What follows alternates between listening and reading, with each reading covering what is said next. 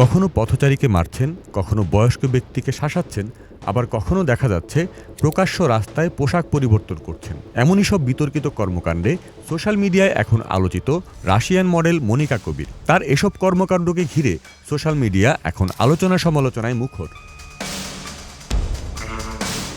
সম্প্রতি বেশ কয়েকটি ভিডিও ভাইরাল হয় রাশিয়ান মডেল মনিকা কবিরের। একটি ভিডিওতে দেখা যায় ব্যস্ত সড়কে এক পথচারীর ধাক্কা লাগে মনিকার গায়ে, সাথে সাথে সেই ব্যক্তিকে মারতে থাকেন মনিকা। অপর একটি ভিডিওতে দেখা যায় দোকানে বসা একজন বয়োজ্যেষ্ঠ ব্যক্তি পানি ছিটাচ্ছেন। এরপরেই মনিকা তার দিকে তেড়ে যান। এ সময় তাকে বলতে শোনা যায়, এত সাহস কোথা থেকে, আপনি মেয়েদের উপর পানি মারেন কেন?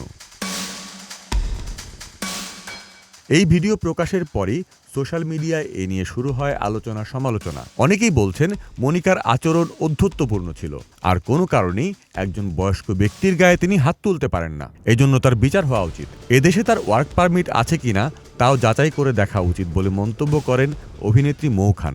আমরা বলতে চাইবো যে ওই মডেলের বাংলাদেশে কাজ করার পারমিশন আছে কিনা বা উনি কি লিগালি কাজ করছেন কিনা এটাও একটু এটা একটু বের করে দেখা হোক। ভাইরাল হওয়া এই ভিডিওগুলো মনিকা কবিরের পেজ থেকে আপলোড করা হয়। সোশ্যাল মিডিয়ায় কেউ কেউ বলছেন ভাইরাল হওয়ার জন্য মনিকা ইচ্ছে করে এগুলো করছেন।